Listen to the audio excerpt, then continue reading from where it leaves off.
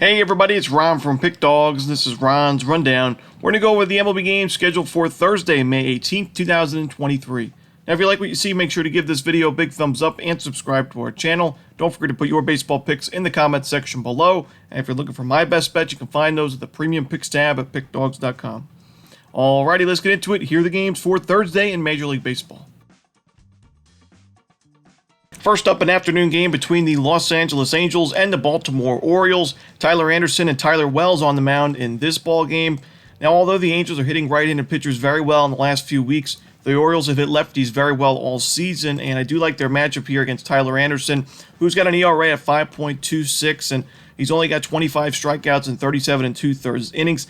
Last time out, he faced the Cleveland Guardians. He gave the Angels a quality start, but he still gave up 3 earned runs and 3 walks with only 1 strikeout through those 6 innings of work against the Guardians team. It's one of the worst lineups in baseball against lefties. Like I mentioned, the Orioles, very tough lineup to face as a lefty. I do think Anderson and the Angels bullpen struggles in this game. And Tyler Wells, at the beginning of the season, not really missing a lot of bats, but he's really improved his game. His last start against the Pirates, 7 innings of shutout baseball, only 1 hit allowed with 8 strikeouts and a 2-0 Orioles win. And the Orioles have won 4 of the last 5 starts that Tyler Wells has pitched in. So give me the Baltimore Orioles on the money line in the early afternoon game. Next up, we see the Tampa Bay Rays taking on the New York Mets. No official starter for the Rays in this one. We could see another bullpen game for Tampa Bay. We should see Tyler McGill going for the Mets. I'm leaning towards the over in this game, as I do think the Rays will be able to get to McGill, whose strikeout numbers are not good this season. Only 31 Ks in 40 1/3 innings of work. His control's been off. He's had at least 3 walks in 4 of his last 5 starts, giving up a lot of base runners. And the Tampa Bay Rays, one of the best lineups in baseball against right-handed pitchers. On the other side, if the Rays do decide to go with a bullpen game, I've mentioned a few times here on the rundown that although the numbers are good on paper for Tampa Bay's bullpen in terms of the ERA, this is still one of the bullpens I'm worrying about in terms of regression, as the Sierra, one of the highest in baseball, right around teams like the Nationals and the Athletics. So I'm going to take the over here in Tampa Bay, New York. Next up, we see the Washington Nationals taking on the Miami Marlins. Trevor Williams and Yuri Perez are your projected starters in this one, but there is no lineup for this game officially, so we could see a pitching change. Now, Yuri Perez, we watched his Major League debut last week against the Cincinnati Reds, where he went 4 2/3 innings. He gave up only 2 earned runs, but 2 home runs, a little bit concerning, but 7 strikeouts. He was able to miss a lot of bats in that game. I think he has a much higher ceiling, a lot more potential in his game than Trevor Williams does on the other side. And Williams has not been the sharpest as of late. His last 6 2/3 innings, giving up 9 base hits, 6 earned runs, and 2 home runs to the Diamondbacks and the Mets. Now, the Nationals have been able to back him up offensively in those games, but I don't think that's going to be the case in this one. And if this is a close game late, like we saw in the first game of the series, the Nationals bullpen, one of the worst in baseball. The Marlins bullpen's been okay. It's been improving, but I think the Marlins definitely have the upper hand in that facet of the game. So give me the Miami Marlins and a lean here on the money line. Next up, we see the Cleveland Guardians taking on the Chicago White Sox. Logan Allen and Dylan Cease are your projected starters.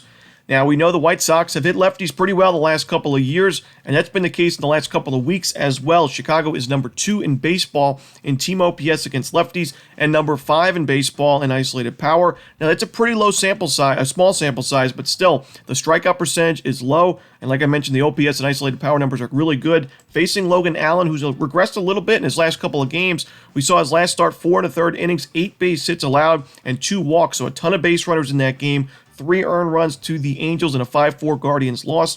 On the other side, Dylan Cease, he really needed a bounce-back outing in his last game, and he got it. 6 innings, shutout baseball against the Astros, 5 strikeouts, and a 3-1 Chicago White Sox victory. The Guardians may or may not be without Jose Ramirez in this game. He's missed the last couple of games because he's been placed on the bereavement list. And the Guardians overall have not really hit right-handed pitching very well in the last 2 weeks. When you look at their OPS numbers, Cleveland's ranked 29th in the league in team OPS, and isolated power also 2nd worst in baseball. Their strikeout percentage, which is the most surprising thing, 22.7% is in the top 10 for the highest strikeout rates. We haven't seen that from the Guardians in a long time. They're a small ball team that gets on base and doesn't strike out much, but those numbers pretty concerning, and you're facing a tough starting pitcher that can miss a lot of bats in Dylan Cease. I don't like their chances in this game. Give me the Chicago White Sox on the money line.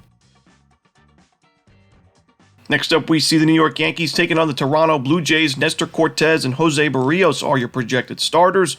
Jose Barrios continues to pitch really well at Rogers Center. He's got a 2-0 record with a 1.53 ERA in his 17 2/3 innings at home with 18 strikeouts. On the road, a 6.67 ERA, and even last year, 6.36 away from home. Much better 4.24 at Rogers Center.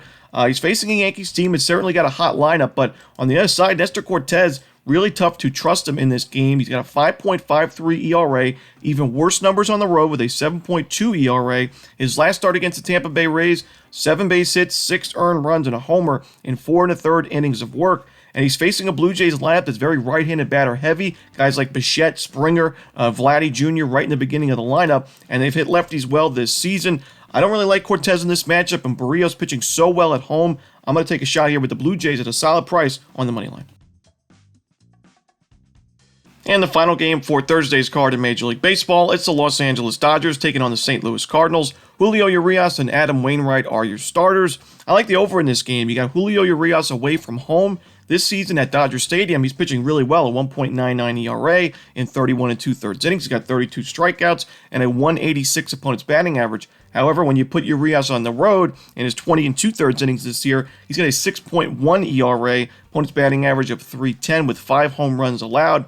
So I don't really like his chances, even though the Cardinals have slumped a little bit as of late against left-handed pitching. We know this was one of the toughest lineups in baseball to face as a lefty last year. So I do think the Cardinals will be able to get to Urias. I also like the Dodgers' chances to get to Adam Wainwright in this spot, who's got a 7.2 ERA through his first 2 starts of the season, giving up 4 earned runs in each of his first 2 games, 2 home runs in his last start. The Dodgers, one of the toughest lineups to face as a right-handed pitcher this year.